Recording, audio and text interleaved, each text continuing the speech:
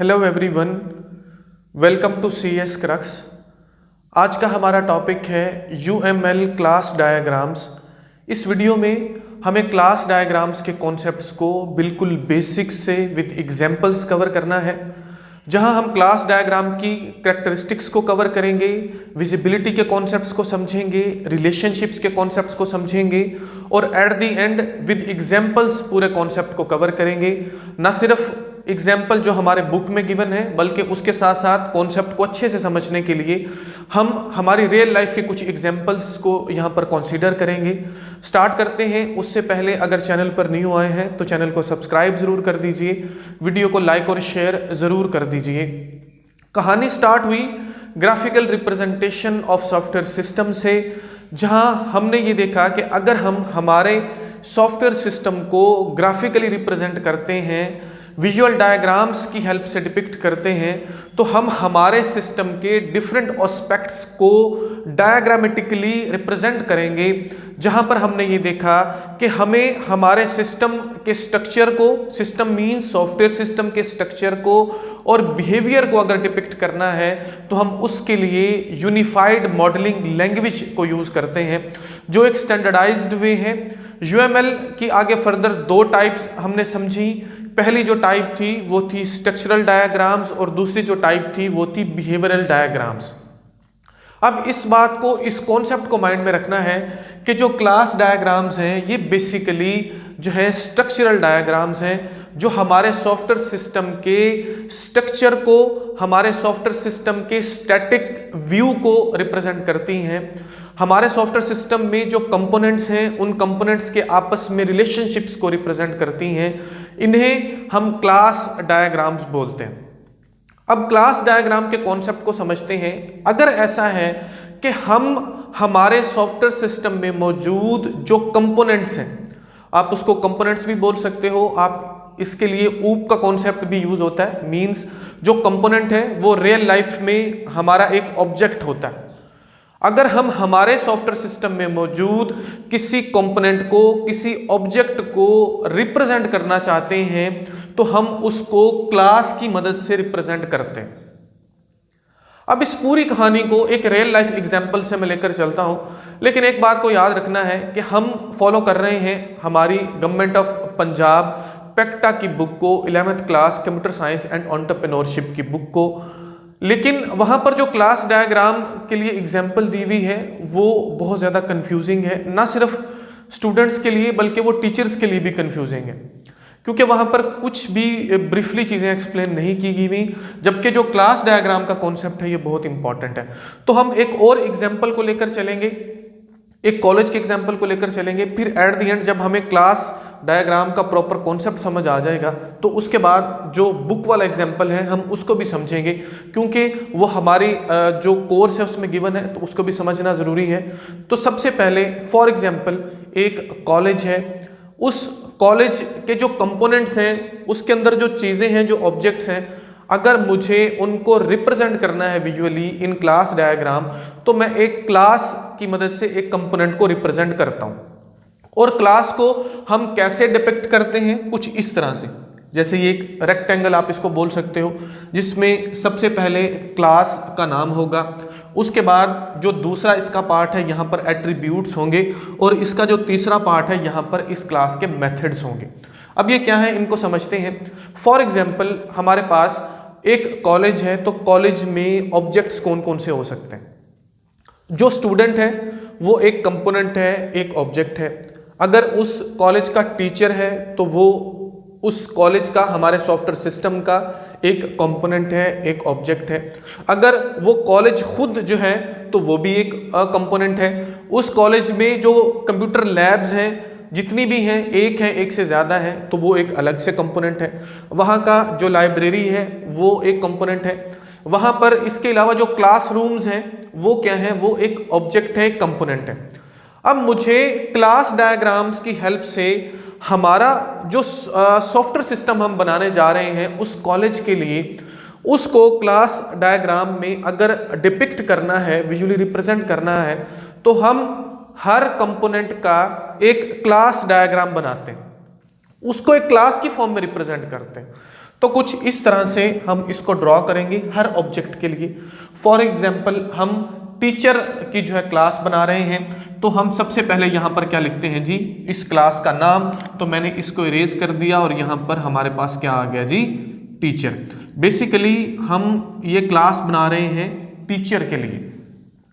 अब टीचर एक नहीं है, टीचर बहुत ज्यादा है, 20 हो सकते हैं, 50 हो सकते हैं, लेकिन ये जो क्लास है ये उस कंपोनेंट को, उस ऑब्जेक्ट को रिप्रेजेंट कर रही है कि हमारे इस सॉफ्टवेयर सिस्टम में एक कंपोनेंट क्या है, टीचर। अब उसके बाद दूसरे नंबर पर यहां पर जो चीज आती है वो है एट्रीब्यूट्स। अब एट्रीब्यूट्स किसको बोलते हैं? एट्रीब्यूट्स बेसिकली बोला जाता है प्रॉपर्टीज को, वैल्यूज को। अब टीचर्स की प्रॉपर्टीज क्या हो सकती हैं? बेसिकली हम एक और तरह से भी अगर एट्रीब्यूट के कॉन्सेप्ट को समझें तो मैंने जैसे यहां पर बात की कि ये जो टीचर है ये बेसिकली, यहां पर तो हम सिर्फ टीचर लिख रहे हैं ना, लेकिन हमारे कॉलेज में बहुत ज्यादा टीचर्स हो सकते हैं जिनको हम कंप्यूटर की लैंग्वेज में बोलते हैं इंस्टांसेस, ठीक है। और जो एट्रीब्यूट्स हैं वो सभी इंस्टांसेस को जो है आप बोल सकते हो डिफरेंशिएट करती है। अगर हमको सभी इंस्टांसेस को डिफरेंशिएट करना है, सभी टीचर्स में फर्क करना है, उनको अलग करना है, तो हम किन की मदद से कर सकते हैं? एट्रीब्यूट्स की मदद से कर सकते हैं। एट्रीब्यूट्स किसको बोला जाता है? प्रॉपर्टीज को बोला जाता है, खसूसियात को बोला जाता है। तो एट्रीब्यूट्स क्या क्या हो सकते हैं टीचर के? टीचर का नाम, ठीक है, टीचर का आईडी। तो सबसे पहले नंबर पर हमने जब भी एट्रीब्यूट्स को लिखना है तो लिखने से पहले हमको यहां पर एक साइन लगाना है कुछ इस तरह से, जिसको हम डैश भी बोल सकते हैं, माइनस का साइन भी बोल सकते हैं। माइनस का साइन लगाया, उसके बाद हम एट्रीब्यूट को लिखेंगे इन स्मॉल लेटर्स। तो सबसे पहले नंबर पर जो टीचर का आईडी है वो क्या है जी, इसका एक एट्रीब्यूट है।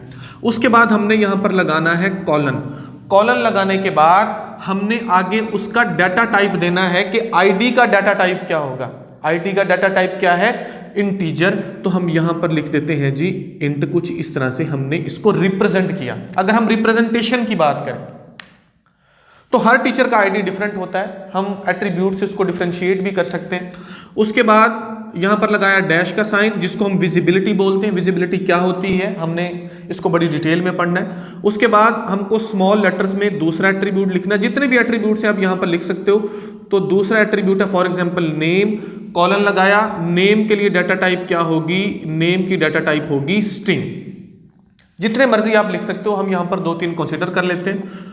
उसके बाद हम यहां पर उसकी क्वालिफिकेशन लिख लेते हैं, ठीक है जी, QUAL लिखता हूं मैं इन शॉर्ट। उसके बाद हमने कॉलन लगाना है और उसकी डाटा टाइप देनी है कि ये किस डाटा टाइप, इसकी कौन सी डाटा टाइप होगी। डाटा टाइप बेसिकली आईडी 0 से लेकर 9 तक नंबर्स होते हैं, इंटीजर बोला जाता है इनको। स्ट्रिंग जो है आपको पता होगा डाटा टाइप्स का, 9th-10th में आपने डाटा टाइप्स के बारे में पढ़ा होगा। तो अगर उसको समझाने बैठेंगे तो बात बहुत लंबी हो जाएगी। तो होपफुली यहाँ तक आपको एट्रीब्यूट्स का जो कॉन्सेप्ट है वो समझ आ गया। क्लास का हमने यहाँ पर नाम लिखा, उसके बाद हमने एट्रीब्यूट्स लिखे। एट्रीब्यूट्स लिखने का तरीका क्या है? सबसे पहले डैश लगाइए। डैश मींस ये क्या है? विजिबिलिटी है। विजिबिलिटी क्या होती है अभी मैं आपको बताता हूँ। उसके बाद उसका एट्रीब्यूट स्मॉल लेटर में, फिर हमने कॉलन लगाना और उसके बाद हमने डाटा टाइप बतानी है कुछ इस तरह से। ये एट्रीब्यूट्स जो इस क्लास के क्या है? प्रॉपर्टीज हैं, जो इसकी वैल्यूज हैं। इसके साथ साथ हमारे पास बिल्कुल इसका जो लोअर पार्ट है इसको हम बोलते हैं मेथड्स। मेथड्स बेसिकली बोला जाता है ऑपरेशंस को, या आप बोल सकते हो किसी भी क्लास या वो जो ऑब्जेक्ट है, वो जो कंपोनेंट है, उसके जो बिहेवियर है ये उसको भी रिप्रेजेंट करता है।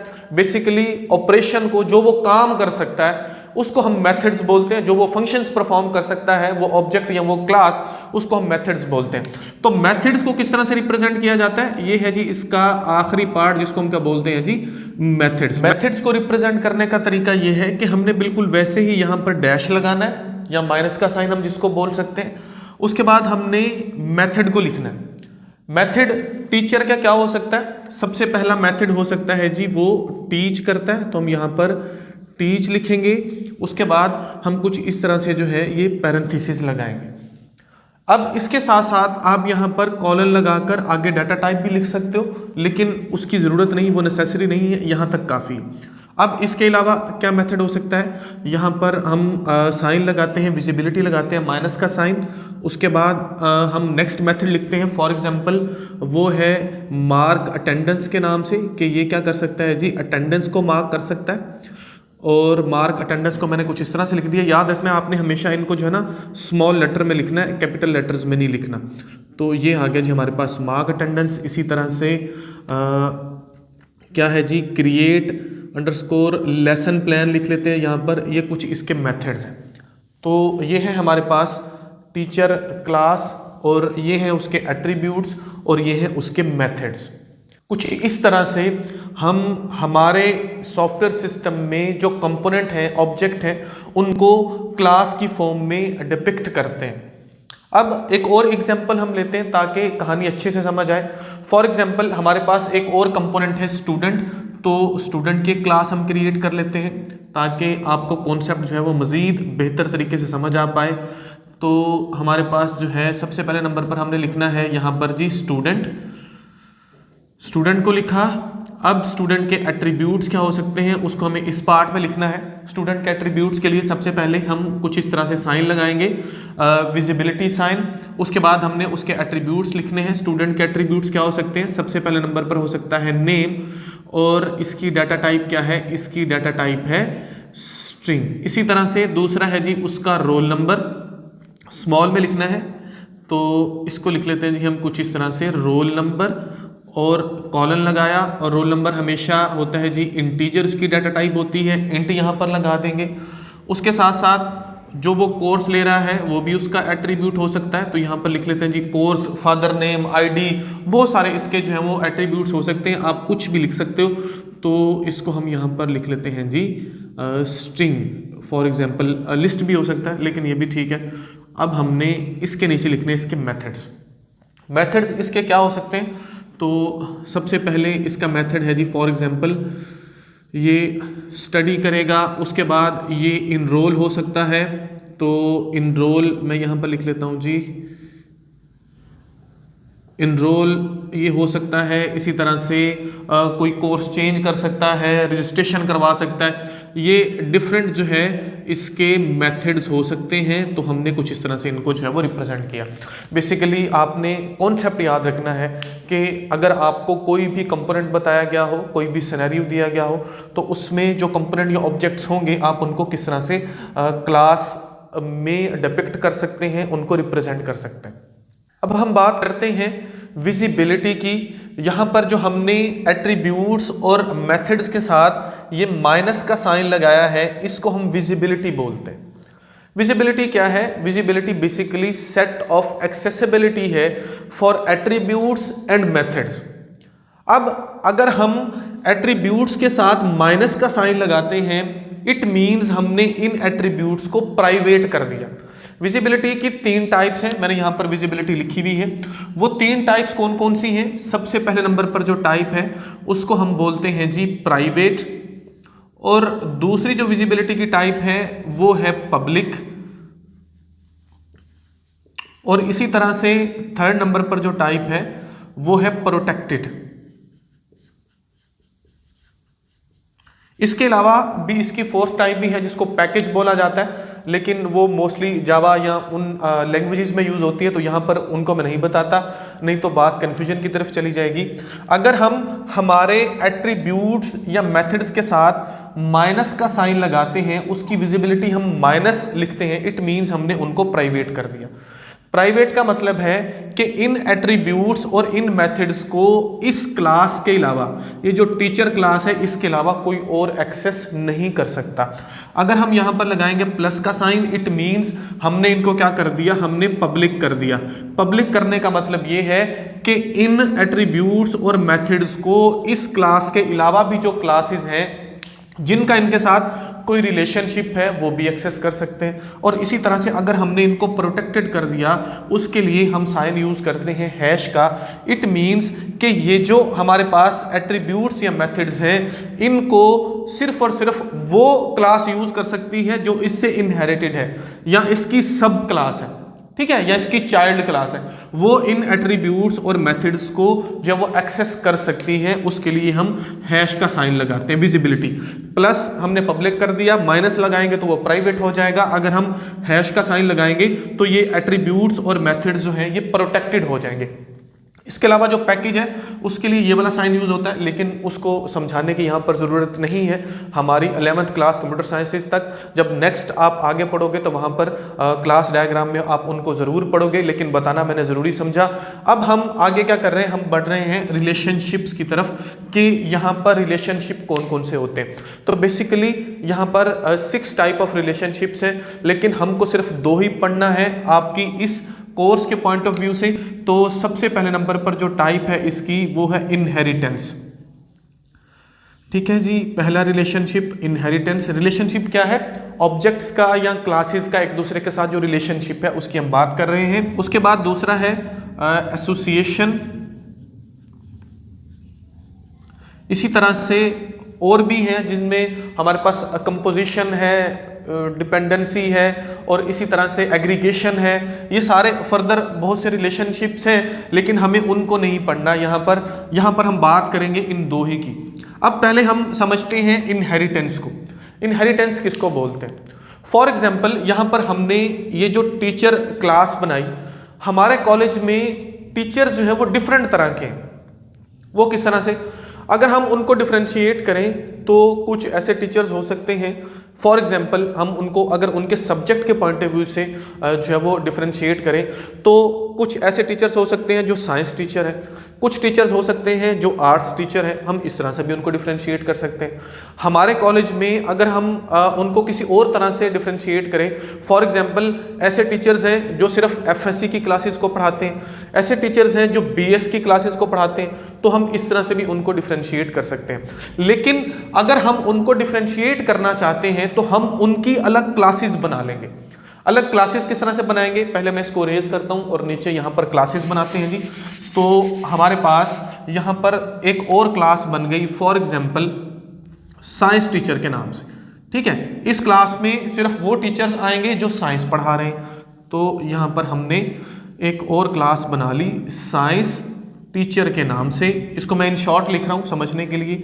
यहाँ पर इसके एट्रीब्यूट्स आएंगे और यहाँ पर आएंगे इसके मेथड्स, समझाने के लिए फिलहाल मैं ये डायग्राम बना रहा हूँ। ये एक और हमने क्लास बना ली दूसरी जो कि है आर्ट्स टीचर्स के नाम से, जो आर्ट्स के सब्जेक्ट पढ़ाते हैं। तो हमने आर्ट्स टीचर कुछ इस तरह से लिख लिया और ऐसे और ऐसे। ये क्लास, ये उसके एट्रीब्यूट्स हो जाएंगे, ये उसके मेथड्स हो जाएंगे। ठीक है, अब अगर हमें इनके दरमियान रिलेशनशिप को लिखना है तो कुछ इस तरह से, ये जो एरो का साइन है ये किसको रिप्रेजेंट करता है, ये रिप्रेजेंट करता है इनके दरमियान एक रिलेशनशिप। वो कौन सा रिलेशनशिप है, वो है जी इनहेरिटेंस रिलेशनशिप। ठीक हो गया। तो ये बेसिकली क्या कहलाएगी, ये पेरेंट क्लास कहलाएगी, ये यहां पर कहलाएगी जी चाइल्ड क्लास। वही बात जहां पर मैंने, अगर हम इसको प्लस कर देते हैं, जैसे मैंने यहां पर इसको प्लस कर दिया हुआ है, तो प्लस विजिबिलिटी का मतलब है कि इस क्लास के ये जो चाइल्ड क्लासेस हैं ये इन एट्रीब्यूट्स को यूज कर सकते हैं। तो यही एट्रीब्यूट्स ऑटोमेटिकली ये भी यूज कर सकते हैं। अगर आपने फॉर एग्जांपल किसी एट्रीब्यूट को लिखना है, बजाय इसके आप यहाँ पर लिखो, यहाँ पर लिखो, आप यहाँ पर एक और चीज़ ऐड कर दोगे तो ऑटोमेटिकली ये इन एट्रीब्यूट्स और इन मेथड्स को भी एक्सेस कर पाएंगी। ये है चाइल्ड क्लास, ये है पेरेंट क्लास, या हम इसको इसकी सब क्लासेस भी बोल सकते हैं। इन दोनों के दरमियान इनहेरिटेंस के रिलेशन को शो करने के लिए आपको इस तरह से एरो वाला साइन जो है ये लगाना होता है। ये जो साइन है ये है जी किसका, इनहेरिटेंस का रिलेशनशिप शो करने के लिए। उसके बाद है एसोसिएशन। एसोसिएशन सिंपल एक रिलेशनशिप को जाहिर करता है। सिंपल रिलेशनशिप कैसा हो सकता है, जैसे फॉर एग्जांपल टीचर और स्टूडेंट का है। टीचर क्या करता है जी, ये टीच करता है किसको जी, स्टूडेंट को। ठीक है, ये इनके दरमियान एक रिलेशनशिप। इसी तरह से अगर हमारे पास एक और क्लास होती किसके नाम से जी, हमारे कॉलेज के नाम से, तो हम इस तरह से इनके दरमियान रिलेशन बनाते, कॉलेज हैव टीचर्स। ठीक है जी, या हम कॉलेज के अगर स्टूडेंट के साथ रिलेशनशिप बनाते तो इस तरह से बनाते, कॉलेज हैव स्टूडेंट्स, या स्टूडेंट स्टडीज इन कॉलेज। ये इनका एक रिलेशनशिप है। तो सिंपल एक लाइन की मदद से हम जो है इस एसोसिएशन को जाहिर करते हैं इनकी। तो ये बेसिकली हमारे पास क्या है, ये क्लास डायग्राम है। यहाँ पर एक कॉलेज के नाम से क्लास है, कॉलेज के अंदर टीचर्स हैं, स्टूडेंट्स हैं, ये अलग अलग उसके कंपोनेंट्स हैं। और टीचर्स के आगे फर्दर हमारे पास चाइल्ड क्लासेस हैं, साइंस टीचर्स हैं, आर्ट्स के टीचर्स हैं। इसी तरह से एक और भी हमारे पास बन सकती है यहाँ पर कोर्स के नाम से, ठीक है जी। ये भी क्या है, ये एक क्लास है कोर्स, ठीक है जी। तो अगर हम इनके दरमियान रिलेशनशिप बनाएं तो ये बन जाएगा हमारे पास टीचर टीच कोर्स, ठीक है जी।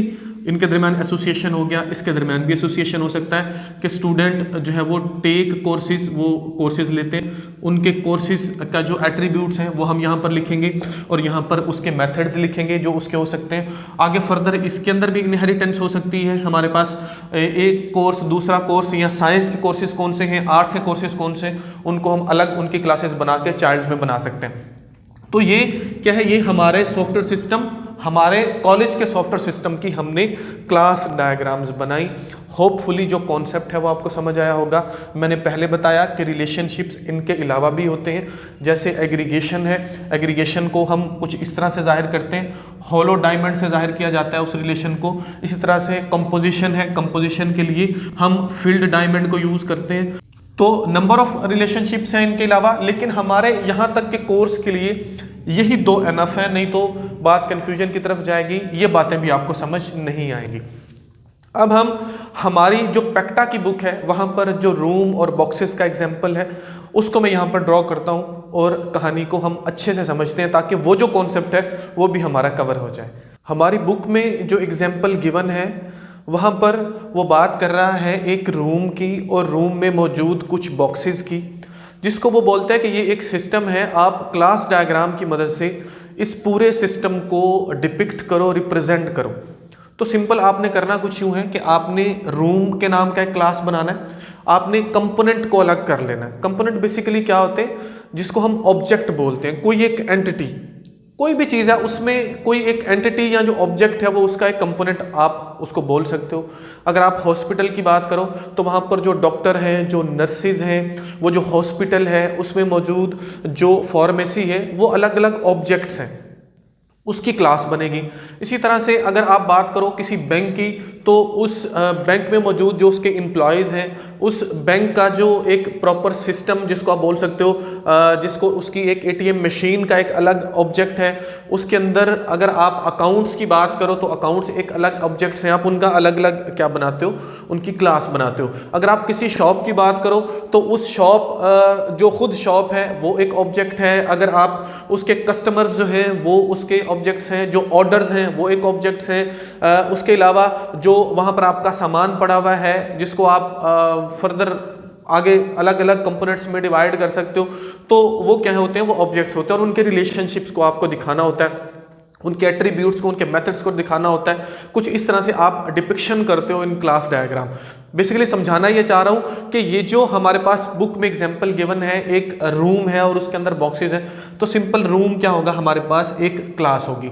तो हमने रूम लिखा, उसके बाद हमने उस रूम के जो आप बोल सकते हो एट्रीब्यूट्स क्या क्या हो सकते हैं, उसका नाम, उसका साइज, उसका कलर, वो डिफरेंट जो है वो उसके अंदर जो है वो उसके हो सकते हैं, एट्रीब्यूट्स हो सकते हैं। उसके लिए आपने विजिबिलिटी को लगाना है, उसके एट्रीब्यूट को लिखना है, कॉलन लगाना और उसकी डाटा टाइप, कुछ इस तरह से। उसके बाद एंड पर आपको जो है उसके मेथड्स लिखने हैं। यहाँ पर मैंने इनकम्पास लिखा हुआ है, मीन जितना वो अहाता किया हुआ है।